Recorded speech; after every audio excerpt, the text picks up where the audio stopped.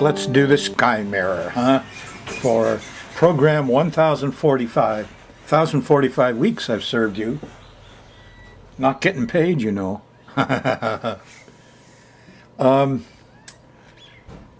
You had a new moon already at 7 Sag.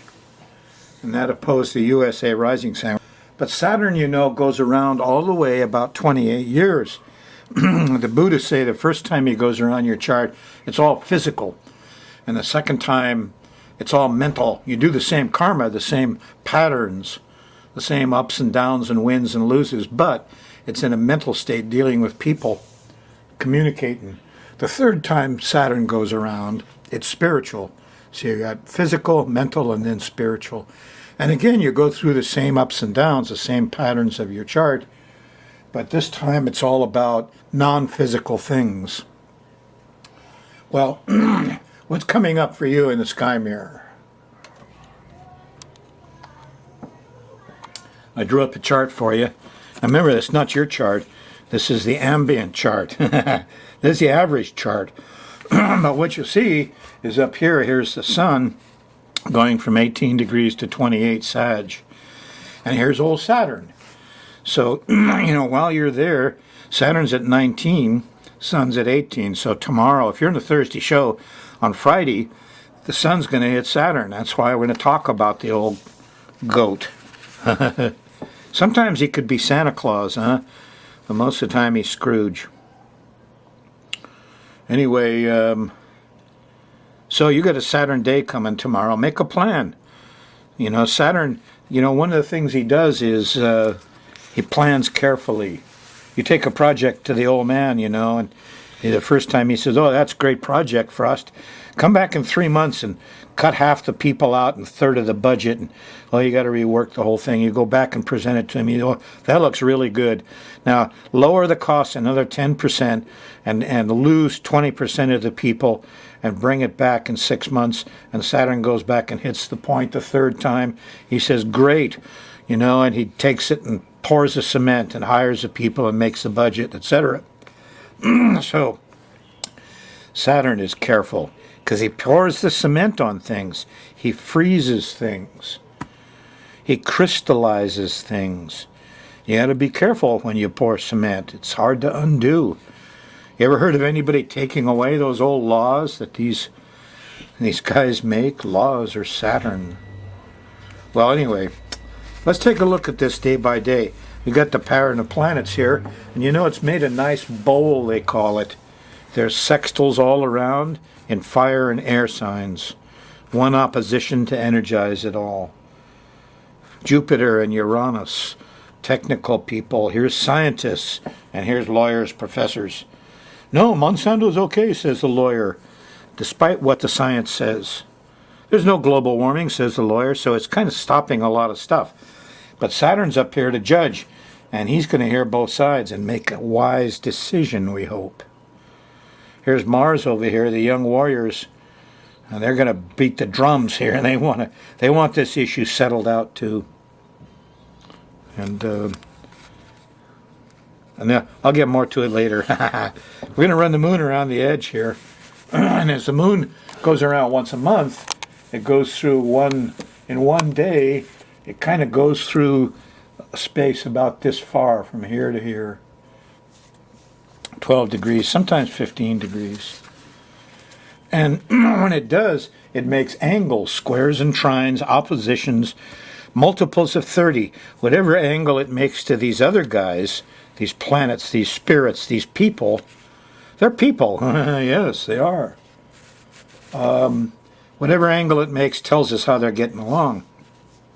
So let's take a look at Friday. You're here on Freaky Fridays again because the moon is going by Uranus on Friday, the 9th of December. Happens in the middle of the day. Before you get there, early in the morning, here's a square to Pluto at 16 degrees. Eek, a bug. A little panicky when you wake up, sleep late. Then here's a nice trine to Sun and Saturn. I got a plan. I'm organized. I got the money. I got the time. And then comes the opposition to Jupiter, you know, at 19. And the lawyer professors say, wait a minute, don't overexpand. You're overexpand. And then finally comes well, Next comes the conjunction to Uranus at 20. The technical stuff, the science is okay. The unions are in harmony. We're doing this for everybody. That's a good feeling. Yes, it is. And finally, here's the sextile to Mars.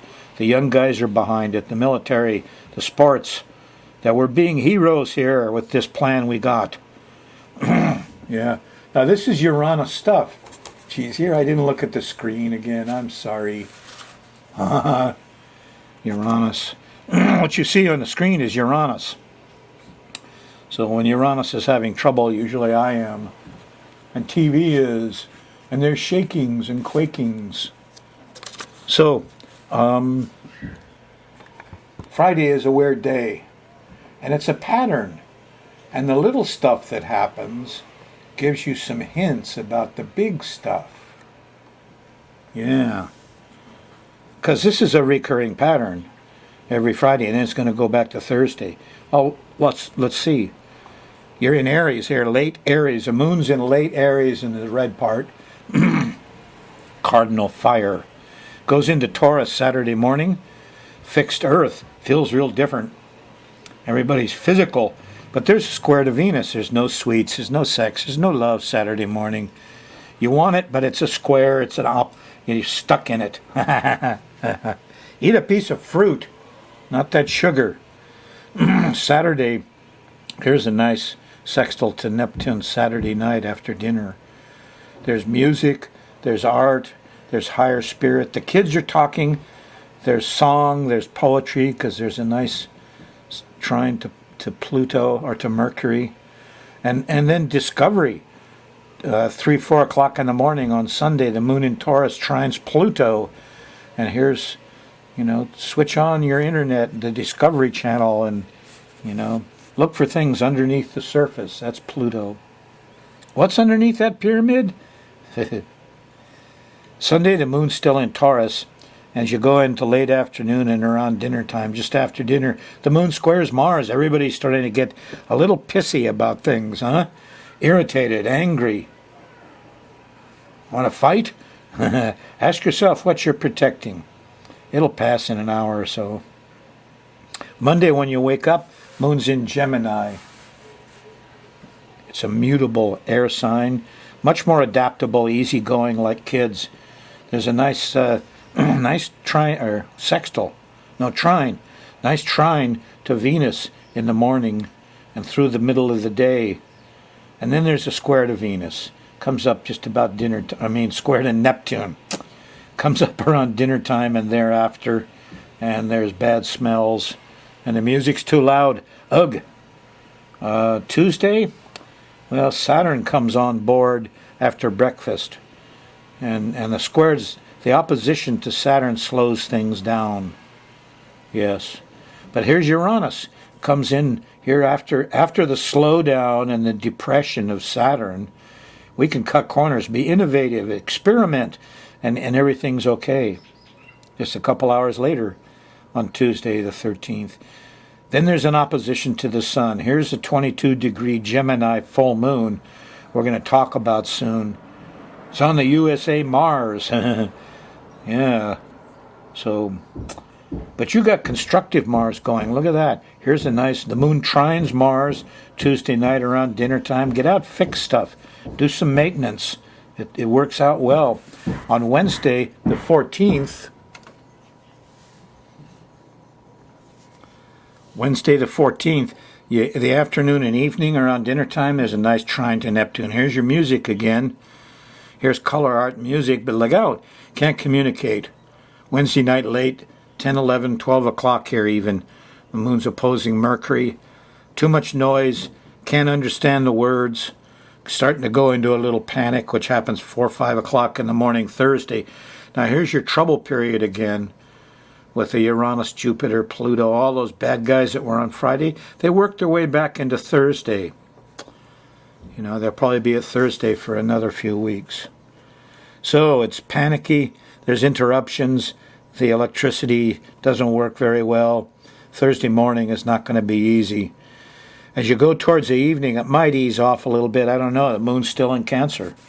On Friday, the moon moves into Leo, fixed fire sign feels a lot different. You got more energy, but there's no rewards. Here you are on Friday, Venus's day, vendredi in French. There's an opposition to Venus. And the girls are just irritating. The sugar, the sweets, the sex, it's all irritating. Eek. Stay away. Eat some fruit. Friday night. Don't count on pleasure. Saturday, on the 17th, well, you got a nice bunch of trines and sextiles. We're in that fire sign where the bowl was. And it starts here with Jupiter, hooray, expand, and a trine to Saturn. The management says good, and then a trine to Uranus. Geez, too bad government is not making some good environmental laws here on Saturday, because it's really common sense, good solutions coming up here all over. And late Saturday night or early Sunday the 18th, here's finally a trine to the sun, and we say, let's get this done.